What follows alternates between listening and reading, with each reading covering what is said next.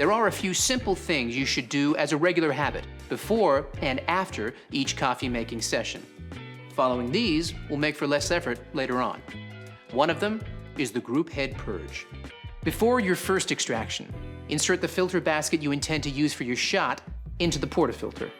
Insert and lock the portafilter into the group head.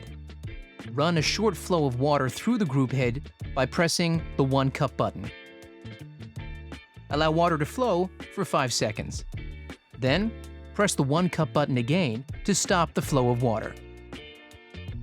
This will purge any ground coffee residue from the group head and stabilize the water temperature prior to extraction.